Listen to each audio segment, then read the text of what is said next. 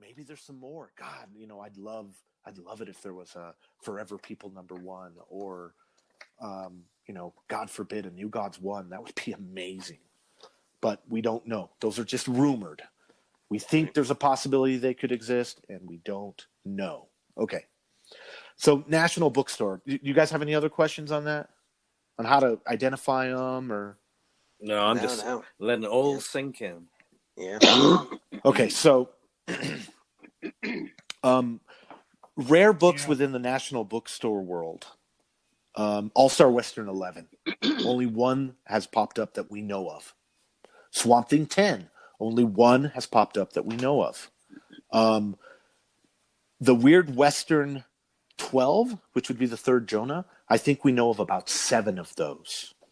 I'm going to speak to this, just getting back to Goodwill. That Superman 233, where he's breaking the chains, we only know of 2 of those that have popped up. There's one popped up here in America, and one we got from my good buddy Glenn, and we got it for Tony because he builds the 233 set. But that's it. We only know of 2 of them. So we're talking books that have an extreme difficulty here. I'm going to move on to Alamar. Now, Alamar is an interesting bookstore as well. They probably have. I got to talk about the other big key, the X-Men 101. Can't talk about National Bookstore without talking about that. National Bookstore did do X-Men, but they did not get to. Everyone always asks me, did they do a 94? It's 94 is the big key, right? I think the one that we know of, the latest X-Men that we know of, I think is a 98 or 97. We know they did a 101. I know I've seen a 100.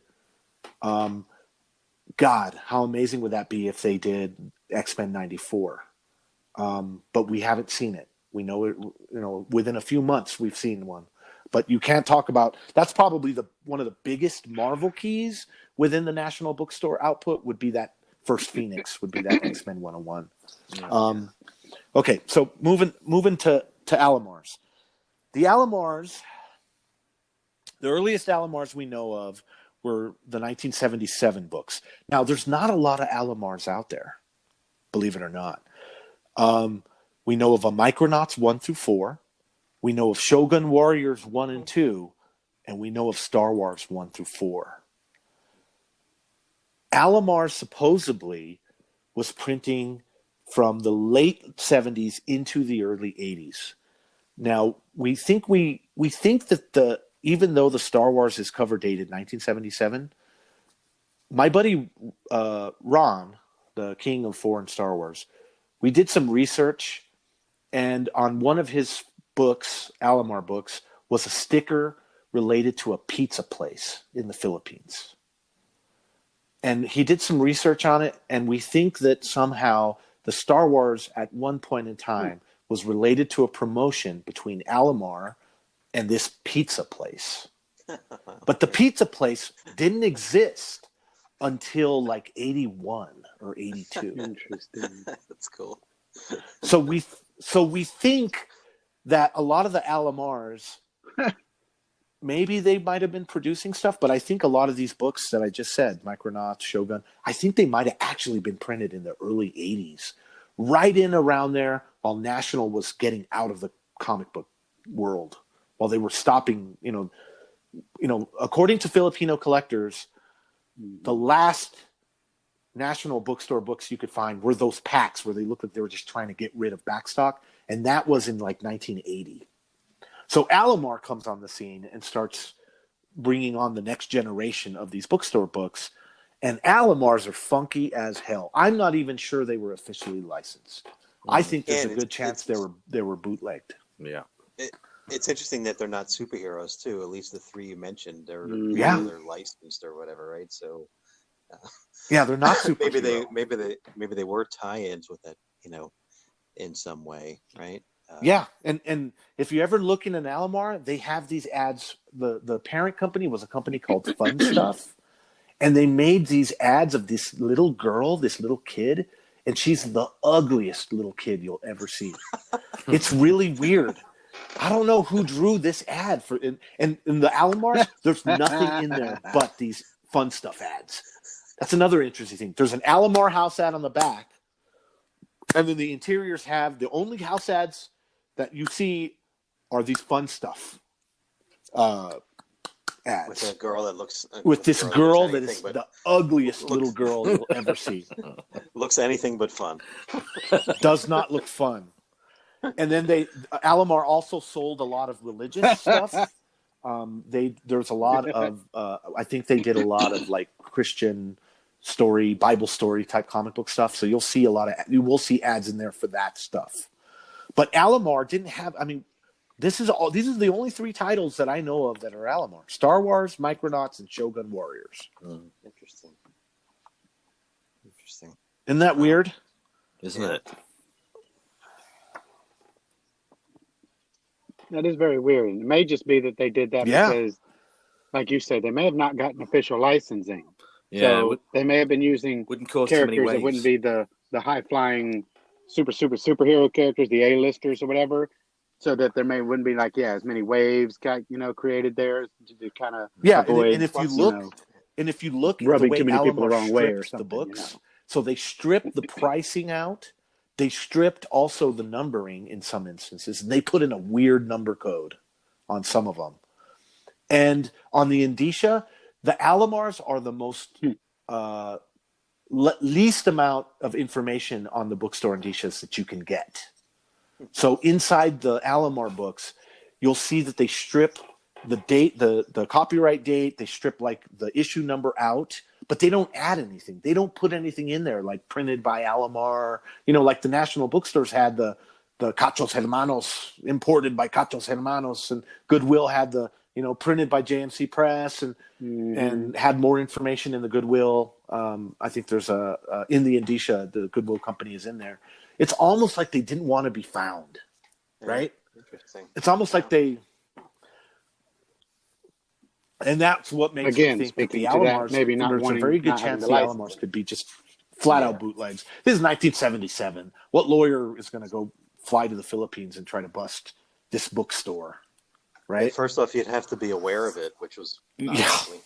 Not likely. So who knows? They might have just taken these books, the actual comics, and then went in and separated the seps out and then just stripped it all out. Who knows? Maybe those books arrived to National after they did their run, and someone in house just said, "Hey, look, we got this art here. Yeah, look what we got." Yeah. And the Alomars are going to be hard to find.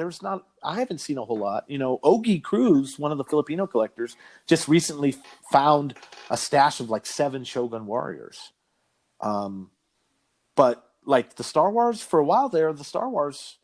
The Alomar Star Wars 1 was one of the most difficult Star Wars books to find if you're building that set. It was a nightmare. I think at one point in time, we only knew of maybe 5 or 6. And then some more started to come out, and then we started to find a little more. I believe Ron has said he thinks the later issue, actually, because they go to number 4, I think he was saying the issue 4 is probably the rarest. Yeah. Yeah. He thinks that one's probably rarer than 1, 2, and 3. And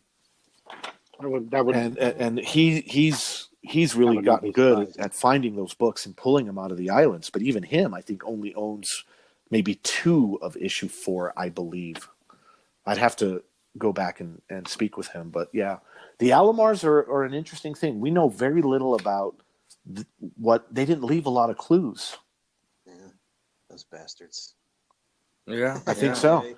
Except some really ugly little girl they wanted drew in the house. So that's basically. And that girl grew up to be Shakira. I don't know. So guys, that's basically the facts that we have. Yeah. Southeast Asia, mid 60s, late 60s, tough to find. Don't know a lot about them, how they distributed, where they were at. Goodwill, early 70s into. At the very tail end of Goodwill, 75.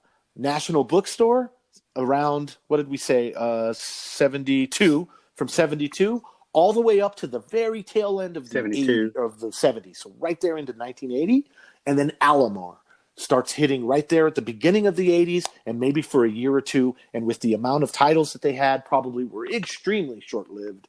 So you're talking about a time frame from the mid 60s into the very beginning of the 80s for bookstore books. I'd like to get into cultural things next. Well, Now, go ahead.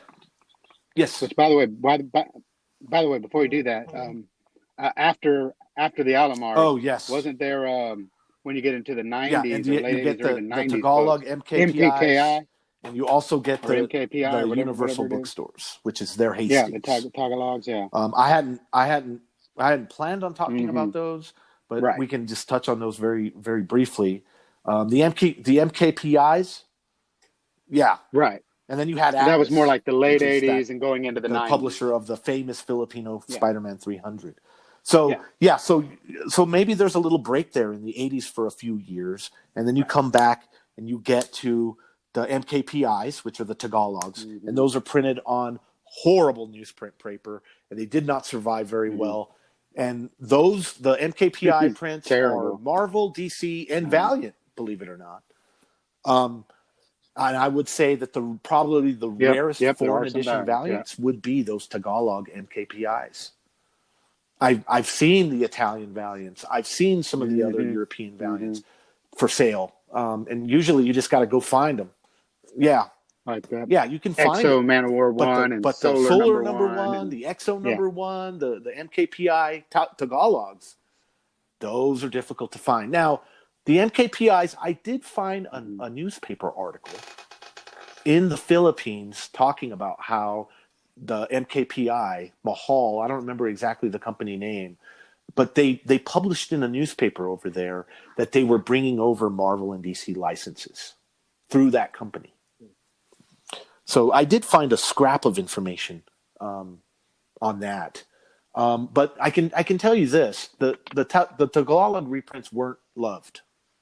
And I've talked to a lot of Filipino collectors, and they learn English very early on.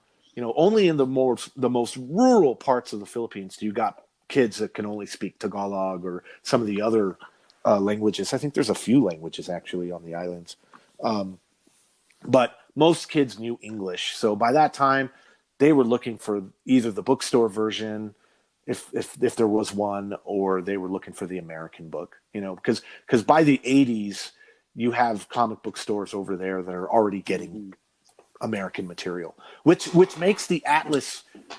So Atlas was another publisher, very short-lived, just did the Spider-Man title and I think maybe one other title, and might have done a DC book or two. I don't quite remember. And we know that Atlas run did, Spider-Man 300, 301, and a few other McFarlane Spideys, and they are the bane. That Spider-Man 300 is the bane of any Spider-Man 300 set builder because it is a tough book. And this is the 80s.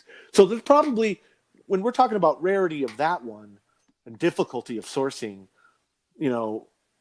that one kind of sticks not. out. It sticks out, but it is the 80s, so I'm sure there's probably more of those floating around than some of these bookstore books. But even still, think about it. By that time in 1988, you had Spider-Man 300 hit the stands. It hit the stands as an American issue in the Philippines. Why Atlas, the publisher, decided to create their own in English? I can kind of see the Tagalog MKPI guys. There's no one offering Tagalog editions of these books to the kids. But why? What the fuck was Atlas thinking? And then they were so short-lived. Yeah. I think they only, like I said, I think maybe they only did 4 or 5 titles. They must have only survived. It was a flash in the pan. Let me throw out a question. And this is it comes to mind because what you're talking about, that specific book being in competition with the American version, right? So in the record business, if you would do like a US pressing of an album and you shipped it overseas to Europe or Japan, a Japanese version of a U.S. album will usually include a bonus track or something like that, right? Yes, yeah. Because they would be competing on the same shelf with the U.S. version. So if I'm the guy, if I'm the consumer in Japan, I'm going to buy the version with the extra track in it, right? Instead of the U.S. version. yeah. Yeah. Did foreign publishers do anything like that if they were competing with American editions? I don't know. I'm going to assume that take the Filipino Atlas as an example, that whatever that pricing on that Filipino book is, it's probably cheaper than the American. That would be the first thing that I would say, is if you had competition there, I bet you that the local indigenous output was cheaper than the American one. They didn't have to import it. They didn't have to pay taxes to get it in the country, whatever. Yep. Exactly. So maybe they were kind of just looking for a different market. You know, it's kind of like that thing that I'm getting ready to talk about the Filipinos culturally, where, you know, as a kid, you always want the most expensive thing. I mean, take Nerf, for example. My son loves the officially licensed Nerf guns. He's got a few of the other knockoff Nerf companies, but he doesn't love them like he loves the actual Nerf guns. So, but he has a few in his collection of guns. So I'm going to assume that, one, they would probably be cheaper, and two, sort of like, you know, like in the UK, Ken, that Batman Adventures 12, the UK book that comes with the little toy button. Yeah. It's like a little button. You know, in instances where you were competing, I do know that they would add extras, like in the UK where they added that little Batman button to that book, and it's taped on there, and it's a nightmare to find with the button still intact. But so I'm assuming that some foreign publishers did do that when they, you know, because in the UK you could buy a Marvel UK or you could just buy the American version. I mean, Marvel UK did a lot of stuff, didn't they? Do Ken, where they kind of packaged a lot of that. A lot of the they might have 3 stories in there instead of just one. I'm thinking of like Rampage. Exactly. Like Rampage would package Defender stories with a bunch of other stuff. Just random. So stuff. I think just random. I think they just kind of packed it filled with value. So it was almost like maybe the American book is that one you put on the pedestal, and the local indigenous book is the one that if you can't afford it, you're going to get the most bang for your buck, right? Yeah. Cool. That's what I'm thinking as far as that. And then so then you've got Atlas and MKPI, you got the Tagalog reprints, and then later in the Philippines, the Universal Bookstore, from my understanding, the way Filipinos have talked about it, was their Hastings, basically. You know, Hastings Hastings. I'm not even sure the company's still around. No, they've gone. Sure. Are they completely out? But I know that for a while there, Hastings was doing comics, specific, limited to Hastings comics, and they were kind of doing stuff like that. So what you see with the Universal Bookstore stuff is you see Spawn, you see some other Image, you see some Marvel, you see some DC. You know, there was, what is it? The first Livewire is in that run that Harley's in, isn't it, Steven? Batman Adventures. So we know that there is a is it Livewire? Is that what her name is? We know that there's a Universal Bookstore's Livewire. Yeah. Could a Universal Bookstore Batman Adventures 12 exist? I think it's definitely possible. But if so, we haven't seen it. It's another one up there that, you know, we think of these books that possibly might be out there. We call them white buffaloes or ghosts or whatever. But yeah, that would freak some people out. I guarantee you, because that would definitely be that would eclipse the South African as the toughest Batman Adventures 12 easily, if that existed. So what's the cultural thing that you wanted to get into? Okay, cultural. So we started talking earlier about the perfect storm that makes these books so difficult. And Steven's exactly correct. But one of those things that's in there in the perfect storm is the cultural attitudes in the Philippines themselves.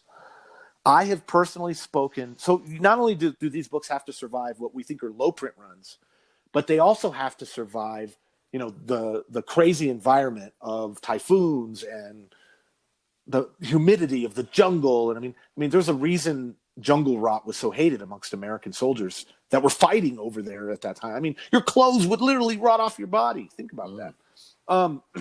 So imagine how difficult it is for paper to survive. But The other thing that creates the perfect storm of difficulty and rarity is cultural bias. The bias over there, the way it was explained to me by a Filipino collector was this. He went into a store with his parents. There would be American issues there for sale.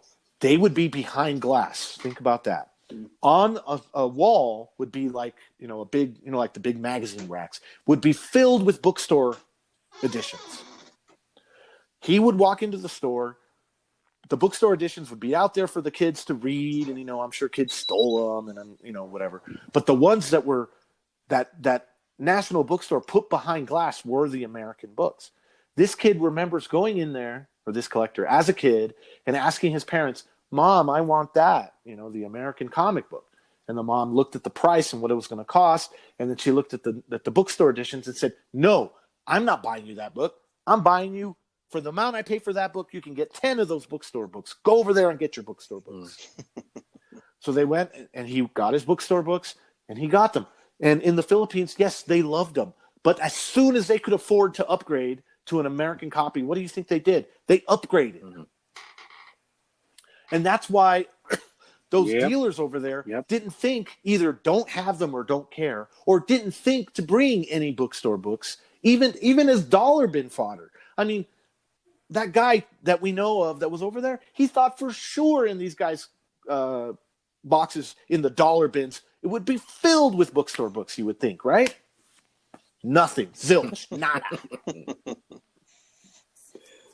Yeah. So we're talking serious bias. And I was speaking with a Filipino collector about this as well. You have to remember, those are just the guys the comic book collectors that they consider hardcore. Most people consider comic books as throwaway entertainment.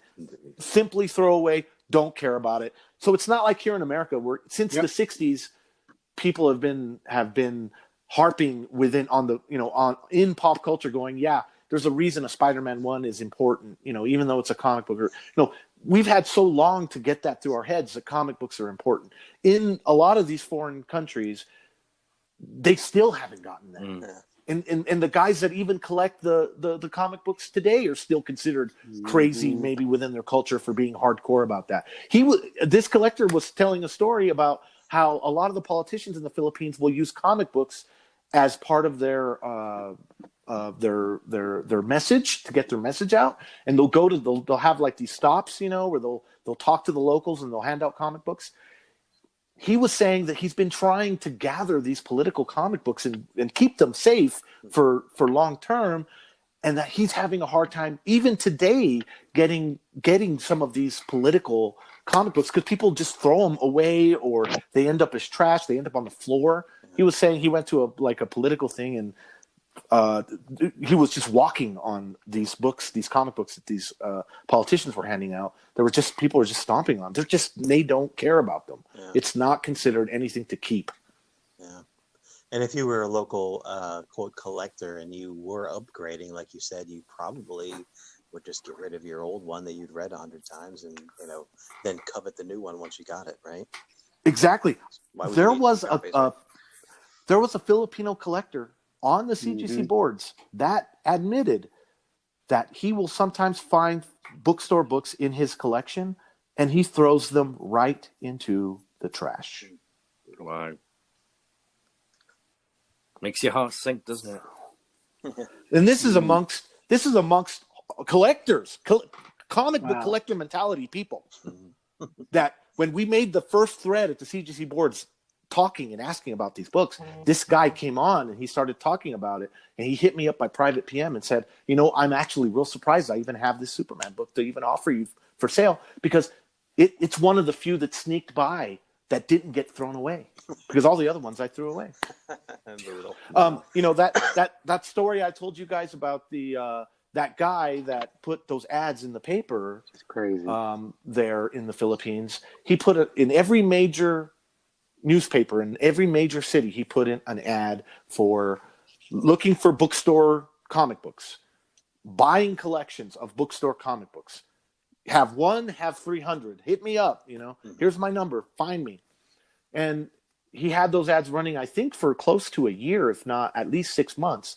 And I think he did find some collections of books, but it was way rarer than he thought. Mm-hmm. He thought himself that he was going to just become awash in bookstore books, just like he did when he went to that con, and be able to flip them. And a lot of those bookstore books that are on My Comic Shop, that's where they're coming from. They're coming from him, and he's probably having his wife ship those straight to Buddy down there in Dallas and listing them. But so and I think I've told this story before, where a collector called him and said, "Oh, bookstore books? You're looking for bookstore books? Yeah. My cousin has some." And then he says, "Let me call you back. I'm going to go visit him in a week, blah, blah, blah." And then he calls him back and he says, "Oh, great. You found your cousin's comic books? I got some bad news, man." "Well, what? What's happening? I want to buy all of them. They moved recently and they used them all to wrap silverware." Yeah. Of course. Yeah. Wow. They just, and so because the Philippines have had a comic collecting culture for a long time, especially with Comics with a K, but for whatever reason, culturally, those bookstore editions were just considered trash. Absolute trash. Not on the same scale. And because they could have access to American books, even in the 70s, think about this. You had, I bet you every major city in the Philippines had some sort of American military presence, and probably had a PX and had a place where English-speaking Americans could go buy media. And I'm sure they had American comic books, and they were probably the ones, the Mark Jewellers books that they're probably that. But for a lot of these kids, you could go to to somewhere where there was an American base or and probably buy American books. This is even before you have the influence of the comic book culture of the 80s hit the Philippines. This is in the 70s and the 60s. So for the longest time, they've had access to American comics and have been able to put the American books on a pedestal while putting some of the local indigenous output as definitely being the lesser than. Yeah. Do you know what I mean? Yeah. Yeah. That's a shame. So culturally, we got problems.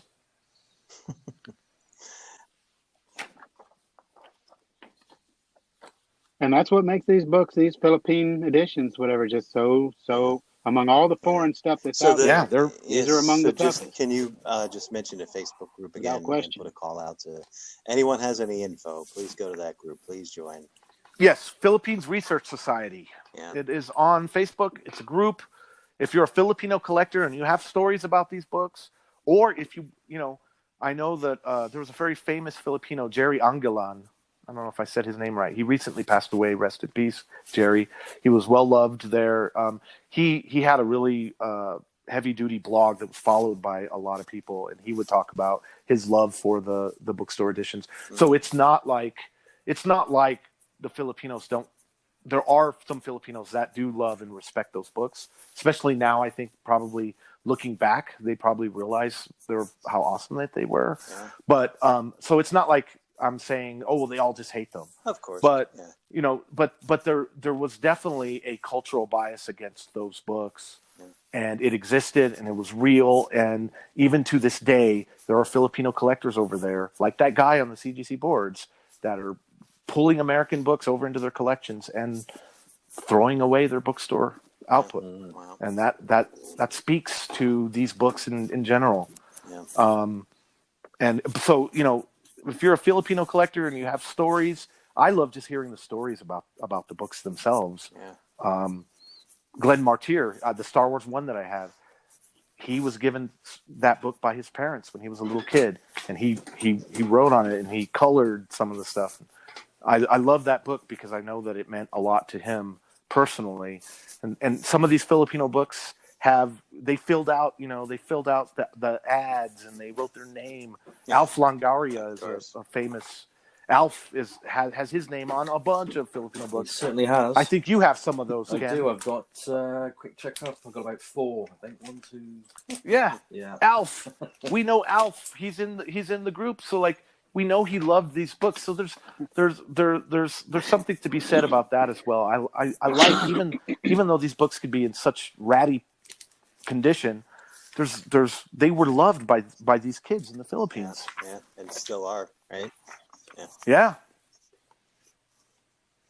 And and that's something I want to put. That's something I want to put out on this here because I focus primarily on the grading side of the industry, at least now. And this is something that even if you don't get books graded, but especially if you do like to get books graded, and you're considering going after foreigns, or you like foreigns, or you're considering going after Philippine editions, I got to tell you, you have to do this with all foreigns, but you especially have to do this with Philippine editions. You've got to get Yeah. condition Yes. mindedness out of your head with Philippine books, because having a copy of a Philippine edition, whether it's a Yeah. Goodwill, Alamar. whether it's a National, whether whatever it is, you, Alamar, MPKI, whatever it is, it doesn't matter what edition you have, what bookstore edition it is, or what. Just having a copy makes that book extraordinarily, Yeah. I hate to say rare, but just really, really tough. It's super tough just to even have a copy, let alone don't even worry about the condition. I've seen tons of Philippine books that just you look at me, you think, well, God, that's Yeah. just a terrible looking book. Yeah. Look, it's all I've ripped got over a here, it's all ripped Southeast over there. It's like, dude, it's a I've got a Philippine. Southeast Asia edition coming to me It's a with a National cover Bookstore detached. edition. Do you think I Nope. care? You know, I'm waiting for it. I'm like I can't wait. It's no, that one that I was frickin' talking A, about, of that course not. Adventure Comics Yeah. Lex Luthor one. I'm like, I can't wait to get it in. I'm just like, it's coming. I mean, yeah. I mean, for most American collectors, a Filipino book is probably going to be the most difficult comic book to acquire, as far as, in comparison to the rest of their collection. I mean, it's just, yeah. I can't express it anymore. How difficult they can be, and Yeah. how much respect they need to be given as far as tough to source. Well, yeah. Yeah, if you're finding Philippine copies that are coming into the range of 6.0, Yeah, 6.5 or yeah. better, you've got There's a gold. good chance you could have probably the best condition You've Yeah. got copy on the gold. planet. Right. Well, Most likely, yeah. I in mean, most thanks cases, for yeah. that So, lesson in Filipino. Like, if anything, hopefully this furthers, the desire and the value of these, not necessarily in a monetary way, but just there is a need Yeah, out there, right? So yeah, appreciation. That's the word I was looking for. So the yeah, that appreciation, the was awesome. appreciation. I love deep dives like that. We did a little Yeah. bit of it, the cornos last time. We do. Let's do something else next time. Maybe Brazil or something. Australia. We could do this all around the world, Oh basically. yeah, So yeah. yeah. that's awesome. Yeah, Oh yeah, and that's I want to cool. disclose too. Oh, sure, This is absolutely. Oh, all yeah. this information, the dates, and all that stuff. I'm bringing this from the Research Society. We are smart enough to know we don't know squat. Mm. There's so many holes in our knowledge. Like these dates, these are just what we found. There's a good possibility maybe Goodwill or National was printing in the late '60s, and for some reason, We those books either didn't survive or we just don't just know. don't know. So Yeah. I just want to confirm that we're doing our best, Yeah, but there's such a big hole in knowledge yeah, on these books that yeah. I It's always going to be an evolution of knowledge, right? So Yep. And yeah, yeah. yeah. Yeah. Um, Yeah. awesome. Yeah, that was good. This is our longest episode. Just looking at the time. I'm sorry, guys. No, I but probably worth it. rambled. No, well Very, worth it. very Well much worth well it. worth it. Yeah. Yeah. Yeah. So I just want to do the housekeeping things on the extremely end. fascinating, yes.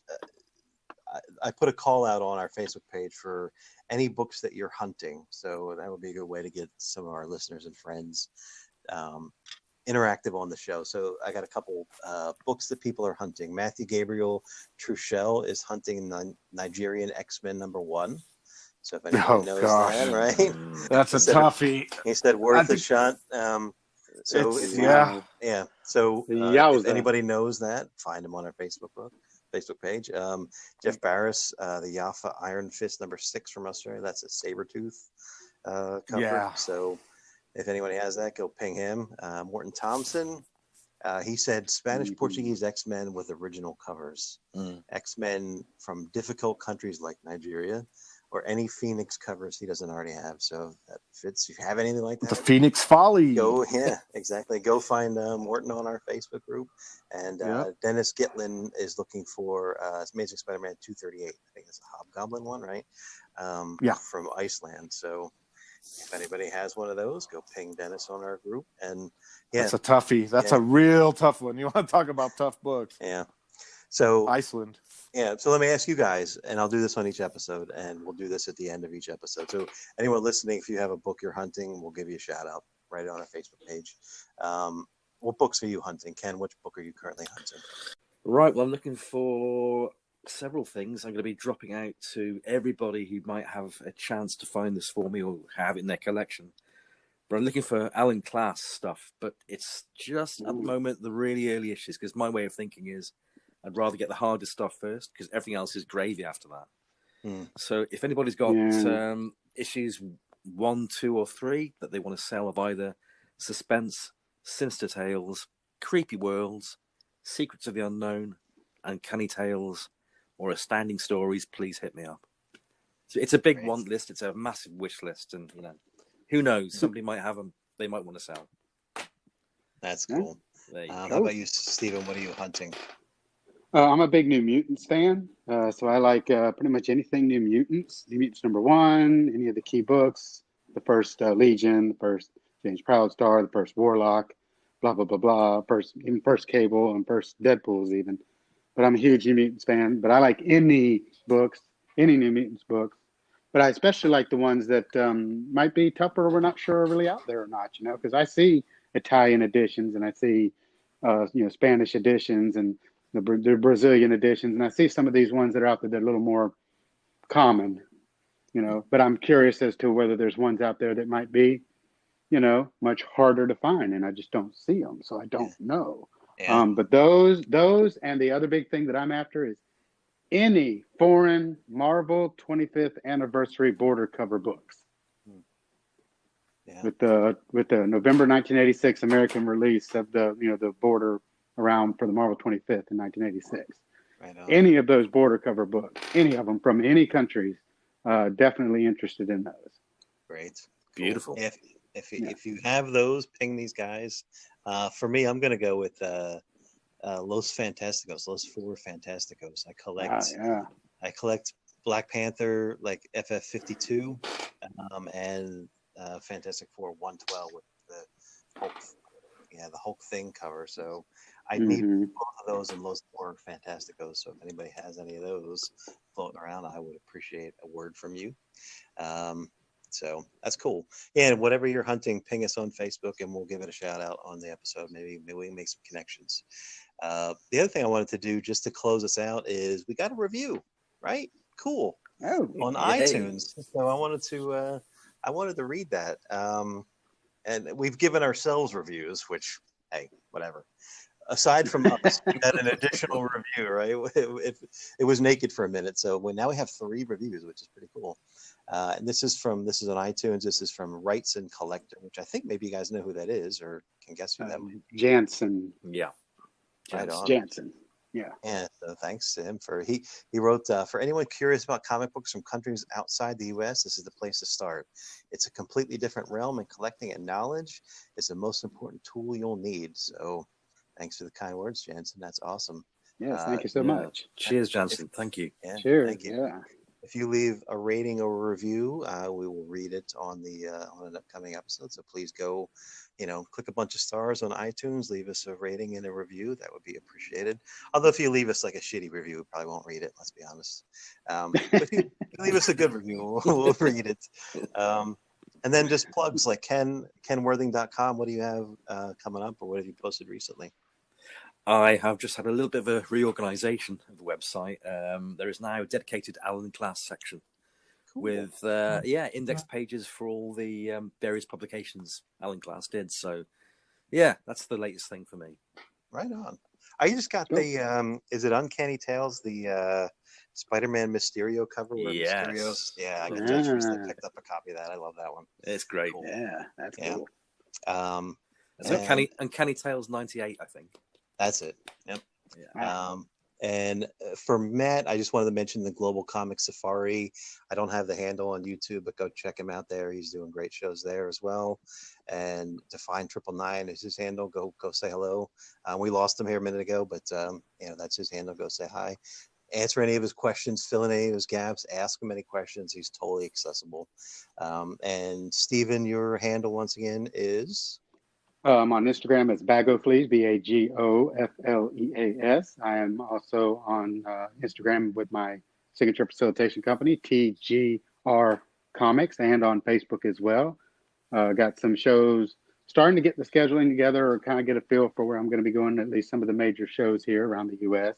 So if you need anything done, I know I'll be doing Pensacon, MegaCon, Heroes Con, Baltimore Comic Con, Tampa Bay Comic Con, some of those kinds of shows. So if you want to check out any of those shows, if you ever want to get any of your books, especially your foreigns, I'm all about getting foreigns signed and graded because most of the time you are creating what I call oaks. When you do that, very, very, very few will ever be signed and graded at this point, at least at this point in the hobby. So yeah, I definitely would love to help people create one-of-a-kind beauties like that. So that's awesome. That's awesome.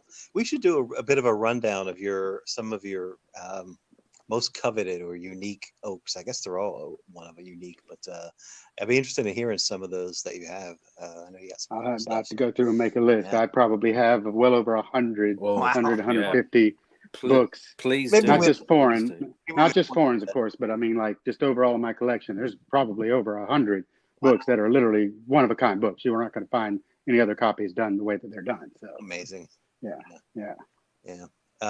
Awesome. Well, this was fun as usual. Yep. We lost Matt here at the end, but if you hung out for the 2 hours, we appreciate it. Go say hi on iTunes, subscribe, leave a comment, interact with us. We love hearing from you. So, cheers. Thanks, guys.